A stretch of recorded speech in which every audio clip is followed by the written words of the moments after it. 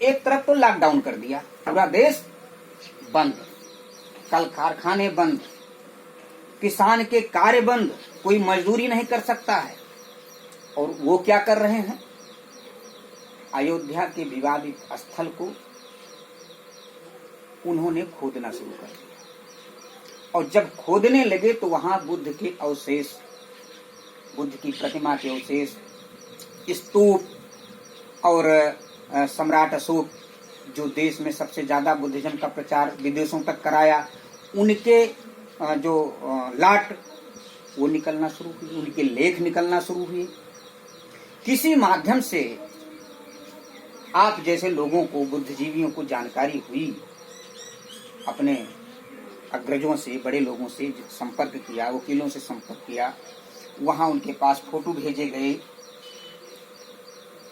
जो आज इसकी अगुवाई कर रहे हैं साकेत मुक्ति की, भंते सुमित रत्न जी, वो और उनके एक मित्र पूर्व मंत्री बद्दू प्रसाद जी वहां जाने की कोशिश की। डीएम से मिले, एसपी से मिले, कहा भाई मैं नहीं आदेश कर सकता, अगर वहां जाने की परमिशन आप चाहते हो तो वहां के जो सचिव हैं चंपत राय, उनसे आपको संपर्क करना पड़ेगा।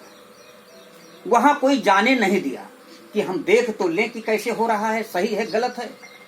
उसी आधार पर जो रिकॉर्डिंग मिली, उसी आधार पर दो याचिका, एक बिहार से और एक उत्तर प्रदेश से बौद्धों ने सुप्रीम कोर्ट में याचिका डाला।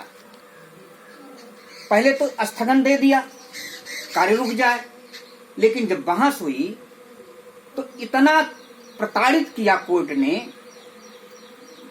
कि पहले तो रिट खारिज ही कर दिया, सुने बगैर, सुना ही कुछ नहीं। और जो याचिका करता थे उनके ऊपर 1-1 लाख रुपए का जुर्माना भी ठोक दिया और धमकी दिया कि तुम्हारे खिलाफ सीबीआई जांच लगेगी, तुम लोग विदेश से धन ला करके यहाँ बवाल करते हो। बताइए भाई, यहाँ इतने लोग बैठे हैं, किसी के पास विदेश से 1 कौड़ी आता है? जब हमारा प्रधानमंत्री विदेश जाता है तो कहता है कि हम बुद्ध की धरती से आए हैं, वहां नहीं कहता कि राम की धरती से आए हैं। और यहाँ बताता है राम की धरती, वहां कहता है बुद्ध दिए हैं, हम युद्ध नहीं चाहते, हम युद्ध नहीं दिए, हम बुद्ध दिए हैं। तो भैया भारत में बुद्ध कहाँ चला गया? साथियों, इसीलिए हम लोग यहाँ बैठे हैं कि वहां जो अवशेष निकले हैं उन्हें एक संग्रहालय बना करके उसमें रखा जाए, बौद्धों को दिया जाए।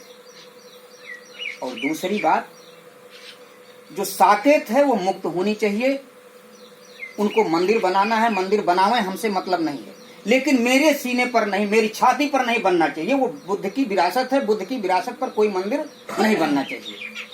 ये साकेत मुक्ति का एक आंदोलन है, इसीलिए हम लोग यहाँ बैठे हैं आज धरने पर। धरना 27 से चल रहा है, हम लोग धीरे धीरे अपना काम कर रहे हैं साथियों। तो ये उद्देश्य लेकर के हम लोग यहाँ आए हैं और यहीं पर अपनी बात को विराम देते हैं। एक बात कभी हमारे बौद्धाचार्य जी ने कहा कि संघाराम वहाँ था, जिस स्थान को खोदा गया वहाँ संघाराम बताया गया। संघाराम का मतलब क्या होता है? अगर उसको विच्छेद किया जाए, यहाँ पढ़े लिखे लोग बैठे हैं, संघ आराम, जो बुद्ध का संघ था वो उनको आराम करने की, रेस्ट करने की, रुकने की व्यवस्था प्रसेनजीत ने वहां बनवाया था। बाबरी मस्जिद जो कही जाती है, उस स्थान पर बाबरी बुद्ध विहार था, ये सिद्ध हो चुका है। लेकिन साथियों, हम लूज हैं, हमारा विवेक काम नहीं करता है।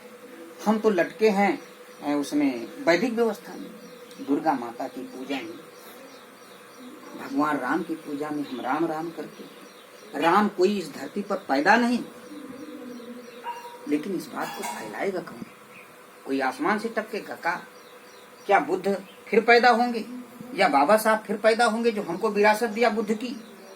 अगर बाबा साहब पढ़े न होते बुद्ध को तो आज हम किसी की हलवाही किए होते, हमको कोई आजादी न मिलती। तो अगर बाबा साहब के मार्ग पर चलना है तो भाई निकलो, आंदोलन के लिए तैयारी करो। और अगर हमको गुलामी ही पसंद है, राम राम ही पसंद है, तो आगे भविष्य में प्रताड़ना होगी। जैसे कि दादा बाबा बताते थे कि बेगारी करनी पड़ती थी, वही समय भाजपा ला रही है। बाबा बाबा हमारे कहते थे कि उस समय जनसंघ हुआ करती थी, जो आज भाजपा है वो जनसंघ हुआ करती थी। बाबा बाबा कहते थे कि भाई जनसंघ का वोट नहीं देकर नहीं ये जिम्मेदारी लौटा लेंगे। राजनीति यहाँ नहीं, केवल हम यही चाहते हैं कि हमारा बुद्ध विहार हमको वापस दिया जाए, साकेत हमारा वापस दिया जाए। हम अयोध्या से संतुष्ट नहीं, हमारी विरासत जो है हमको मिलनी चाहिए। वहाँ हम मंदिर स्वीकार नहीं करते हैं। साथियों, नमो बुद्ध, जय भीम। सभी लोग कहेंगे साधु साधु।